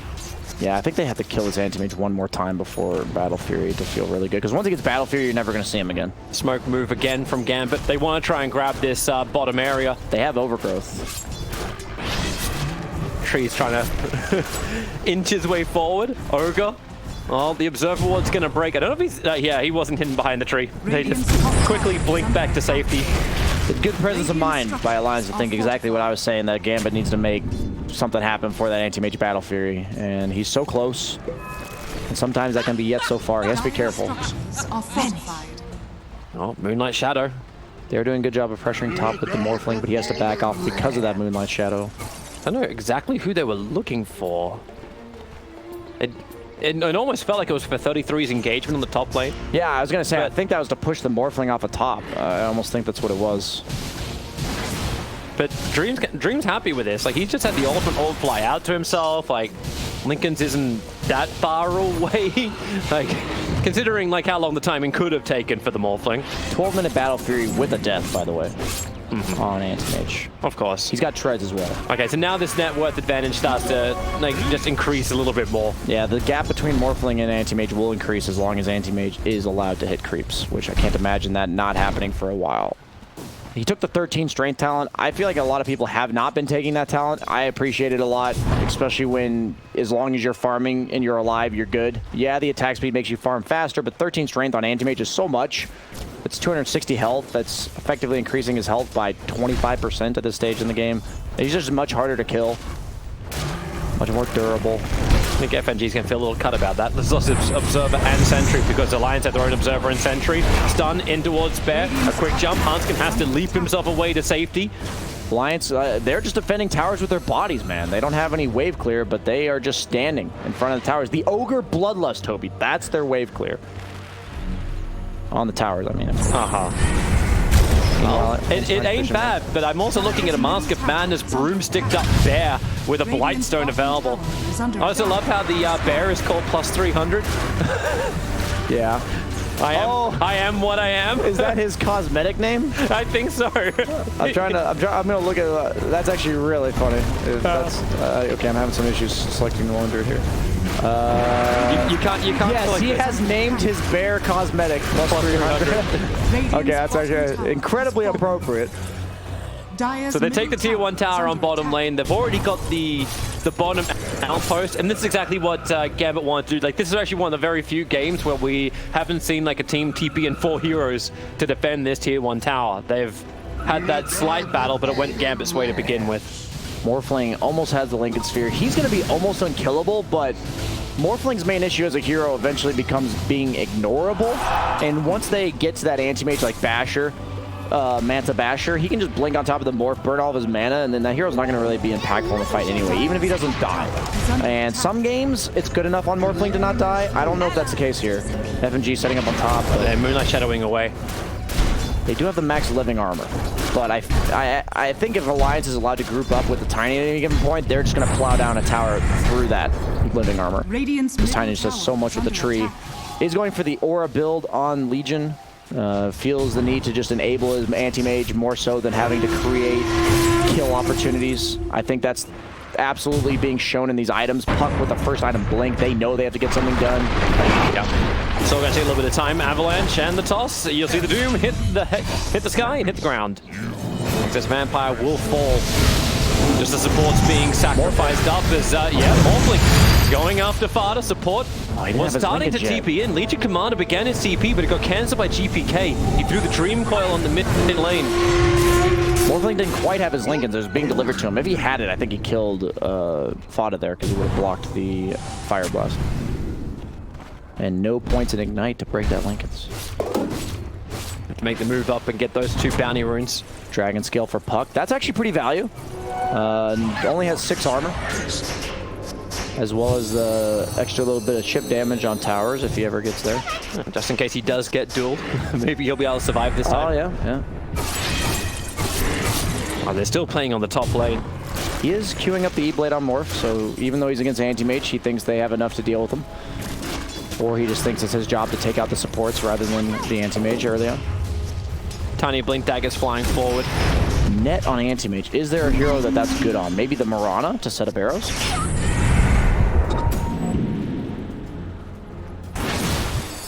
Who did he hand it off? Yeah, is your range good enough for that? Because you're only going to get a short stun time. Fada is stacked. And he's got the Clumsy Net, he's got the Philosopher's Stone. Avalanche, he uses his blink to get himself in there. There's a quick waveform away. You can't kill that. That's a Morphling with a Lincoln Sphere. Yeah, the thing is, though, right, he's just getting bullied away from the farm. That's all that's really happening. But you do that, you show 2 heroes in the bottom lane. True. What does Lone Druid do? Like, he does what he does best. Attack the tier 1 towers, start to reduce the area of the map that any mage can farm. Yeah, and he's going Desolator on the bear. Or no, Maelstrom. I thought since the Blightstone plus Mithril, okay, but he's going for the Maelstrom on the bear. Under attack. They don't seem to care that Anti-Mage is the core part of Alliance's draft. Mirana leaps away. Well, you're going to get your Dream Coil off as well, trying to get the grasp. Hanskin will go down. Avalanche top forward. A lot of quick return damage into Vampire. He hasn't got a single Doom off, but the TP's Morphling. He's coming over towards the outpost. The Moonlight Shadow running forward from Alliance. 3 heroes revealing themselves. Wait for him. The door is out. And it's actually going to be Legion Commander dying short. He already got the victory. Fada in the trees too. This is Dream's game now. 2 heroes down, and he wants the 3rd. Limp going over towards the outpost. All this extra vision, they'll work with it. No grasp spell just yet, but Puck coming back to join in the fight with the quick silence. There's no toss back. Jump in the Mana Void. It's good spill damage. But can they get more from it? The arrow will fly sideways. Okay. And everyone will just disengage. Nico Baby is participating in the fights already. He almost has his Manta. This is his 1 farm to Anti-Mage. Has the Iron Talon, which does stack with Battle Fury. Does not stack with Quelling, but it does stack with Battle Fury. So he's getting a lot of value out of that item to fill up his slots. I'm also seeing like he's starting to reach his item. As far as the pickoff, like he's actually, I thought he had the Ghost Scepter coming out, but I guess I'm wrong on that one. He decided to go against it. He had it at one point, but he's got the Imp Claw. Yeah, that's a nice item on Morphling, the Imp Claw. A little bit of damage, critical strike. Oh, Houndskin just trying to get the outpost. 115, the grasp. It does linger for a bit, but not long enough to kill him. Looks like Lone Druid's just about to finish up that Maelstrom you're talking about. FNG will join him on the bottom lane. They are going Lincolns on Puck, so they're going more defensive than I would imagine. Do you just even double stack the Lincolns on one hero that initiates? Yeah, but at what point don't you just die to Anti-Mage? I think Anti-Mage is so farmed. He has an 18-minute Manta Battle Fury, Toby. I was scared about a 21-minute Manta Battle Fury. And he's got Abyssal Blade queued up as the full Abyssal Blade as well, not just the Basher next. Yeah, I mean, this Doom has proven to just feed over and over again. He's going for the blink, but at what point do you need to doom somebody? I think that point might have already passed. They do get the Ring of Aquila on the Lone Druid, which I was wondering if either team was going to get it. Speaking of Doom. Yeah, you know, nothing of value was lost. That's happened over and over. What's his kid? That's his 7th death out of the 9 kills that Alliance have claimed. Yeah. 0 and 7. He has as many deaths as his team has kills. And they're going to lose their T1 tower on top lane after this too. So the Tiny Illusions were scouting out the trees. They know they're safe. Dream comes to the front lines, and maybe the Living Armor will slow it down. But as you were saying 10 minutes ago, they'll work through the Living Armor. Yeah, once the Tiny is allowed to hit the tower over and over, that Living Armor is just not going to be enough. And they actually pushing the bottom lane Gambit to really make up for something here. They're going to restrict the area that Animage can find this. Like watching Animage walk back and forward for about 5-10 seconds. Like this is just wasted farm time. Exactly what Gambit needs to do, but this is only happening because there's so much pressure on bottom. And he doesn't have anywhere else he can go. He can't go into his jungle to farm. The jump in. Oh, he waveformed in. Jump up. FNG wants to try and help him out. A quick grasp. He'll let the overgrowth out and the Living Armor. Dream's getting some extra life. Sharslow's nearby. A quick little dusting, and then also the Savage Roar forcing Limp just to turn around for a second. that was a farming waveform, Toby. That was not like a reactionary or, you know, precautionary waveform. He was just farming and just happened to do it right. That's kind of like when Ember, you have to be careful that he's going to slide a fist just to farm right as you're about to go on him. That was, yeah, he's a farmer. That was not a reactionary waveform. And obviously they had no way to break the Lincolns other than the Legion duel for the anti-mage mana break, or for the void. And Puck gets the solo kill. He is going for the 90 damage plus phase shift attack. We've seen this from both Pucks so far on Gambit in the last 2 games. I don't mind it. I think especially against anti-mage, I wonder if he goes for the Dream Coil Rapid Fire at some point. I mean, he's definitely going to get it at 30, but, you know, matter of whether... He's definitely going to get the Aghanim Scepter too, right? Yeah, I think you have to against heroes like Anti-Mage. The difference is, though, that if the game is coordinated enough, he can just walk out of the coil and then get press the attack by Legion. The Aghanim's not even thinking like BKB at all. Like, he's actually going Skadi. Yeah, he's against 3 ranged cores. So the value of Skadi nowadays is generally defined by whether or not the enemy is ranged or melee. That's how it's based. So if the enemies are ranged, it does have quite... It's good or better than it used to be, but against melee heroes, it's a little underwhelming. So the fact that they have Lone Druid, Puck, Morphling cores does make Skadi a very valuable item. And it adds a little bit of tankiness too. Well, Puck's got the money now for the extra Lincoln Sphere.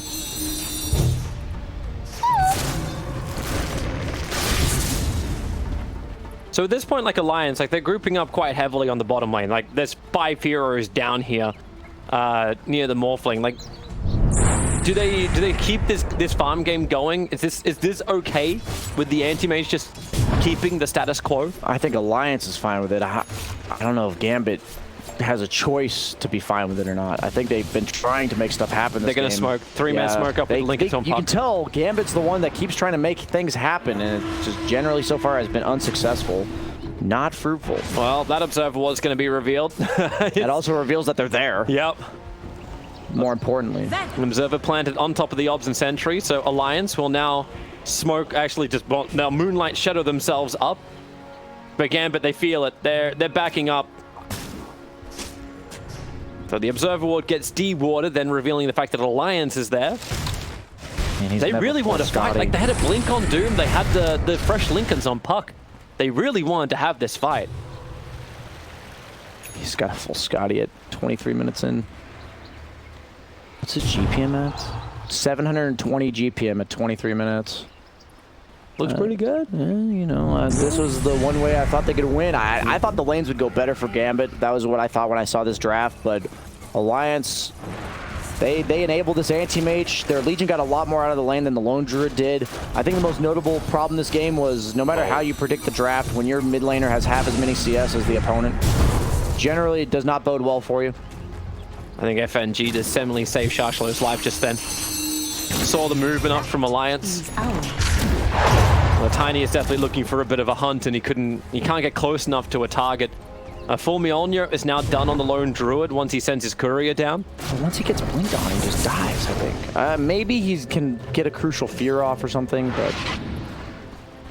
You've got E-Blade pop ready for the Morphling, so another smoke maneuver here from Gambit. The only person who's going to reveal themselves is Hanskin. But they want the anti-mage. They want the hard farmer. And, well, I guess I'll take Hanskin. We'll probably get a tower off of that, but... If they can push fast enough, sure. Is that enough? They're pressuring mid and top, or mid and bottom here. You see Anti-Mage drawing the lines. Nico Baby's like, we gotta push out top or respond to this tower, one or the other. Looks like they're choosing the response. Middle lane. Oh, the toss. They actually caught the Anti-Mage mid-grab as well. But now Doom, he gets the Doom off. It's over on the Anti-Mage combining with the Overgrowth. 4 heroes being caught, and the avalanche damage is coming in from Dream as he'll wavefall forward, looking for his next target. He goes down. Tiny, he'll be the next one to pop. Once that Ghost after E-Blade pop is actually worn off, Dream gets himself a double kill and the blink forward to 33. It's cause and nothing but the cause. The Gambit want. Keep the silence going. The Moonlight Shadow. No detection available anymore. He is dusted up for the moment in the trees. 33 is trying to wait it off and juke it as much as he can. Press the attack, but no, too late. 33 is gone, and Gambit already in the pit. The Dream's not done yet. He wants everyone to die. They started with Mirana being picked off on the bottom lane, the 3 callers from the mid, and Fighter is just juking Dream out, trying to make sure he's not the 5th, but he's the 5th. I mean, I think the reason why he hasn't been dooming all game, Toby, is because you know how they say, like, how many people do you get per chrono? It's like, how effective is each doom?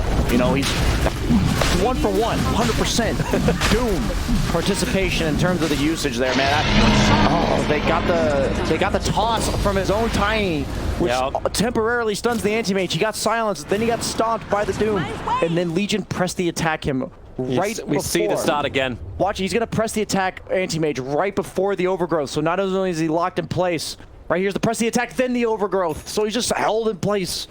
And he can't do anything. And no matter how much net worth you have, if you are stunned and silenced and muted and everything, you are dead. Yeah. That is just the great fights that Gambit showed in Game 1, now repeating here in Game 2. But there's still the Anti-Mage clock. Now he's going for the BKB after the Skadi. I mean, I just think you guys just need to play the fight better. I don't think the BKB is even the solution, to be honest. It's allowed Nico to actually be in the fight. Yeah, I think if you go Abyssal and get the burst on one of the key targets, then you just win the fight anyway. But the problem I have with the BKB is you can't press the attack from Legion on your ally if he's BKB'd, and they have the Acceptor queued up on Puck. Oh, that's Never nice. Mind, he went Desolator. I didn't even, he had the Acceptor queued, but he's fully committing to the right-click Puck. I don't mind it. They have Morphling when E-Blade, so you have very limited physical damage. It feels good, and it gives them that power spike during these fights. Because I'm still concerned, like, Anti-Mage's getting bigger and bigger. He just got a Paladin sword, so welcome to extra damage and lifesteal. I validated the Skadi, but I think because you're dealing with these elusive heroes that also you can't allow them to cast their spells, like the Doom, I think the Abyssal Blade would have just been better, is my honest opinion. GPK just soloed Hanskin. I mean, it's hard, man. He hits for 300. Yeah. He hits for 300. And he held him in a Dream Coil. Smoke up from Gambit. Even while the Dream Coil is down, they want to fight again. It's such a low cooldown, too. 52.2 seconds on a Dream Coil. They also have the telescope on somebody. Oh, Anti-Mage, he's going to blink up. He's farming. There's a broom handle just left on the deck. FNG, he'll grab that on the way through. The stun from the Centaur, actually catching him out. And the Centaur's being Vampire, and he got the Doom correct, but Limp brings in the damage. FNG drops so quickly, and Excess Vampire will join him too. Gambit, not the fight you were looking for. Yeah, that's a long orb away for Puck, away to safety. Morphling was not there yet. The Malone Druid also does a lot of damage. The Puck alone is not enough. Oh, Avalanche catches the Puck. He needs to orb himself away, waits the right time, blinks, then orbs, and man, that distance this guy's got. This is just as good as a Slark with Ags. Yeah, we saw that. Fly across the map. That is gonna be potentially just a tier 1 tower loss. The mid Dream Coil over on 3. Just a quick attack. Another Savage Roar try to force him off tier 1 tower. Still no Doom, still no tree, but the Morphling jumps in again looking for his quick target. But Shashlo out of mana. Nico Baby just in the middle of this fight. He actually burnt Dream out. Remember, he's got the Eco Team on, so there will be a second Morphling. The Overgrowth is there from FNG, holding him in position. Dream just trying to kill off Liv. It's taking so damn long, and they still haven't killed the Morphling. The Living Armor bought more time. Nico Baby, all he wants to do is kill somebody. They're so close, but they're so far away. Mirana leaps up, cannot leap back down again, and Dream will shotgun him from the ground. Not even a shotgun, it was just a single barrel. I'm watching this Puck So he doesn't seem to hit that hard, despite having this death cell. Anti-Mage already has 24 armor. Tiny has 32 armor. Did it feel the same, though, for Anti-Mage? Like, once everyone was out of mana, was Anti-Mage even hitting that hard? No, Anti-Mage, I mean, look at this Lone Druid. His ultimate gives us how much armor? 20? And then he has 19 on top of that. So once he was ulted with no mana, he took 0 damage. He is pretty useless once you do that, though. So I guess that's a positive. They do kill the bear right at the start. You're going to see, though, a shot glow. Damage. Good one. You burn off all the mana, and Dream just stands his ground, beating in. Morphling has how much armor? 44? Yeah, that's fine. Yeah, they just don't take any. Once they run out of mana, they do not take damage. And they're going to have the AC coming out on a shot show shortly as well. He's about 1,800 off, so something like that. The Alliance smokes up. Oh yeah, welcome back to real-time and real-time fighting. And Vampire blinks away after breaking the smoke as Nico. That's some confidence. Blinks forward. Overgrowth was on cooldown, so it wouldn't have been the same type of fight for Gambit. Telescope's a pretty huge item. I just want to emphasize that Tree has a telescope, and for Morphling, super mid-range, short, like he's only 350 attack range. That telescope gives him an extra 150. That's a lot of extra attack range. He has the Titan Sliver, super good on Morphling as well. He's all base stats. Yeah, and then he's able to fight inside the Vladzor and just have everything, and the it's like Tree is just the ultimate enabler. I did not think Morphling could keep up with the Anti-Mage, but I think because Anti-Mage is the only hero on his team with a significant amount of net worth, that might be enough for this Morphling plus Puck plus Lone Druid to outscale. I love how he's actually going. Okay, he just switched over. There was a Daedalus in the quick fire of Dream, and he's now into a BKB as the Morphling. I think that's fine. I don't think they could kill you. And the problem is, even though they're not killing you yet, they are burning all of his mana, and he's just not doing anything. So yeah, I think that's why you're doing it for you to not get your mana burned at the start of the fight. Have that 10 seconds of damage that you can output, and usually if the Doom goes off, he will be the one that needs to finish the Anti-Mage with the damage follow-up. We saw that he was able to Doom the Anti-Mage again at the Radiant Shrine area, but they didn't have any damage to follow up, and that's going to come from the Morphling. Maybe that's why it might be a little bit better to finish up that Abyssal Blade over on the Anti-Mage too, so then you got something against the Morphling. If you are the one and only hero, then you need to kill the other, well, not the other one and only hero, but the other biggest hero. I think most notably, he just needs to burn the mana on the Morphling. I don't think he can reliably kill him, but if he can remove him from the fight, then go kill everyone. Morphling? Oh, there's your farming waveform in. The mana is burned. Dream does not have that second life, but he's got FNG. That's just as good.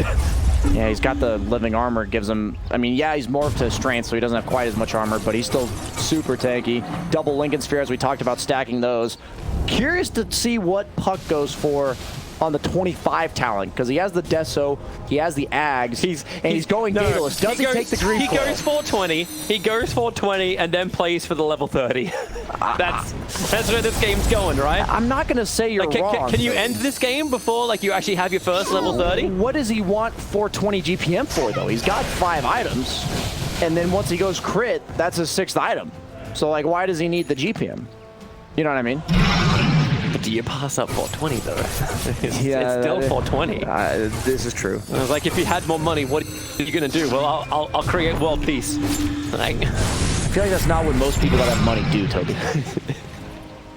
Hey, I don't know. I've never had that kind of cash. Yeah. I just work on a caster salary. I don't win TI.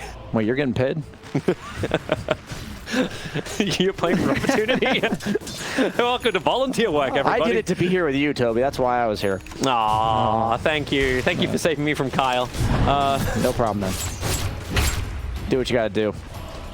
So I love this Bear's inventory. It just has like all damage in the broom handle and the imp claw, and then he's got 4 neutral items on Lone Druid. People were saying at the start of the patch that's one of the even more broken things about Lone Druid, 12 slots, all the neutral items, but they are smoked up, so I'm going to make sure I'm not talking about random crap. You're all good, man. You're all good. Shadowblade, man, he's walking forward, limp. He sees him. The Dream Call is already over on time. They want to kill him off quickly. Nico Baby focused over on the Doombringer. He wants to make sure he can't get that off, and he did. He got it off on the Anti-Mage. FNG was there to get the hold, but FNG losing his life quickly too. Limp jumping back in again. He's low on life, gets that one last cleave swing, able to do it. Double buyback coming in from Alliance. They're battling underneath their own shrine, so be happier with this one. As 33 is able to survive. He's able to walk it off. He He runs away under the cover of Moonlight Shadow, ready to re-engage. Animate jumping in over on the Lone Druid. Limp as well. A huge avalanche toss combo. They bring down the Lone Druid. Doom as well. And now it's a full retreat for Gambit. Back to their own tier 1 tower. The Nico baby feels online. Feels the drain.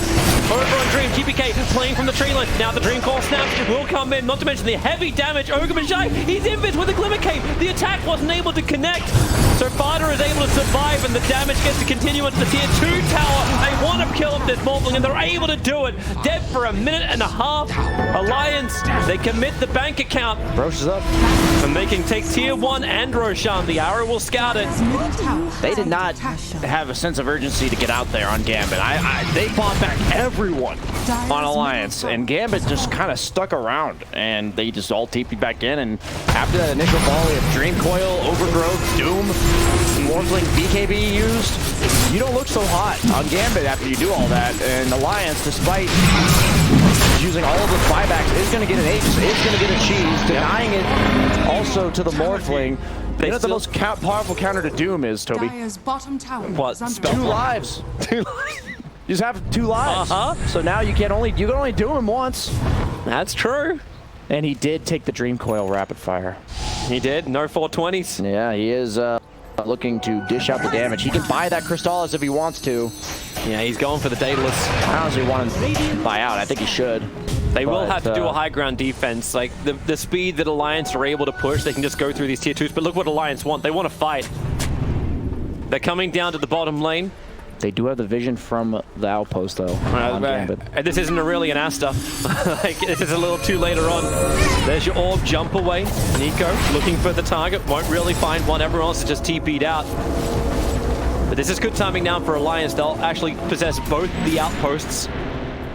But they have 5 players on bottom lane. How much can you really get done with this Aegis and Cheese?